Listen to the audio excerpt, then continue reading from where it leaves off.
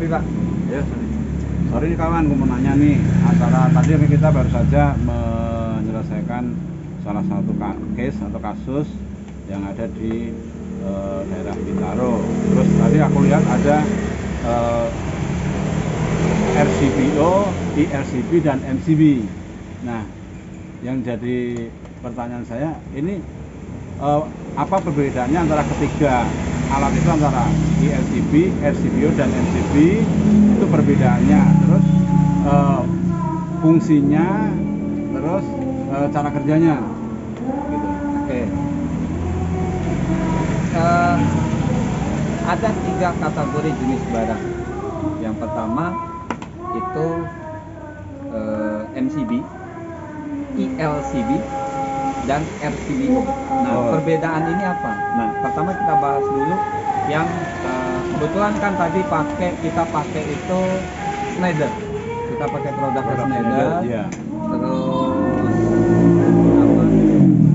MCB itu adalah pemutus arus ketika terjadi pembatas dan pemutus arus. Jadi dia pemutus arus sebagai pembatas beban, yang lewat itu berapa bebannya, nilai ampere itu berapa. Terus yang kedua sebagai pemutus arus ketika terjadinya korsleting listrik hubung singkat, nah dia putus. Itu MCB. Itu ya? MCB. Nah, kalau ILCB ngejelasinnya tuh, ILCB tuh gini. ILCB pada prinsipnya dia melewati menilai arus yang lewat, menilai arus yang lewat. Kalau fase dengan netral, pada prinsipnya fase itu kita anggap plus misalnya. Nah, netral itu kita anggap minus misalnya. Nah, arusnya kan dari plus menuju ke minus. Berarti pada prinsipnya itu beban yang dibawa dari plus atau beban yang berada di plus harus sama dengan yang ada di minus. Pada prinsipnya nilai beban yang berada di dalam fase itu harus sama dengan nilai yang ada di dalam netral. Jadi dia nggak boleh selisih. Kenapa kenapa ILCB itu punya nilai 30 mA, 300 mA.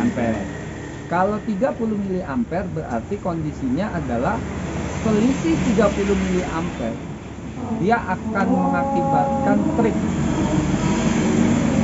Selisih 30 mA akan mengakibatkan trip. Selisih 300 ampere juga akan mengakibatkan trip. Masing-masing 300 mA itu memiliki fungsi yang berbeda. 30 itu untuk makhluk hidup seperti hewan dan manusia. Kalau 300 tuh untuk alat-alat perangkat elektronika, alat-alat yang di rumah itu untuk perlindungan itu. Makanya itu diadakan. Terus apa perbedaannya RCBO? Nah, kelebihan RCBO adalah kedua hal tadi. Kelebihan dari MCB, kelebihan dari LCB dijadikan satu.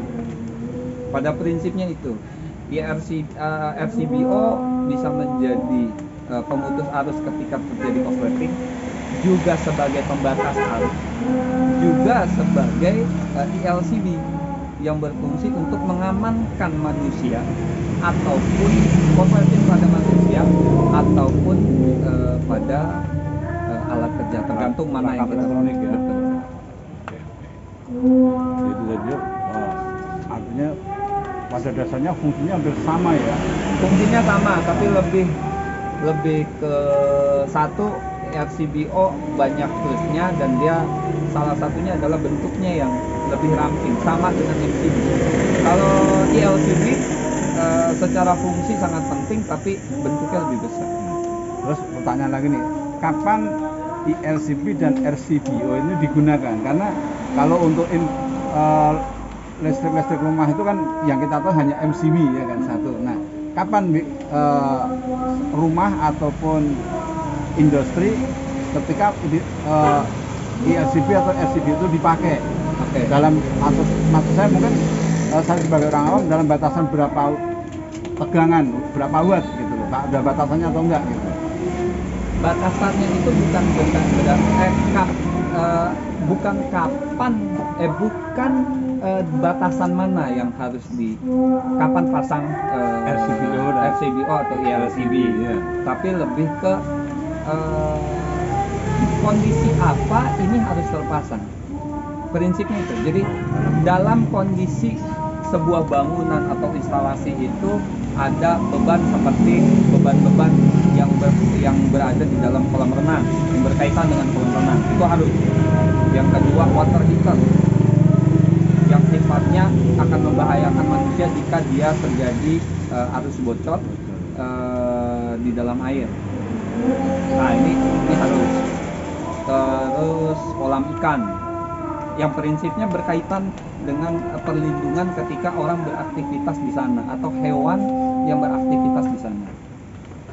Itu prinsip yang harus ada, harus menggunakan ILCB atau RCB. Prinsipnya MCB kan tidak, di MCB kalau koslet, kalau cuma ternyata plusnya doang nih, pasnya doang nih yang bocor, nggak terhubung kemana-mana terhadap netral ataupun ya. grounding, ya. itu nggak akan trip kalau cuma MCB. Tapi kalau RCBO dia akan trip.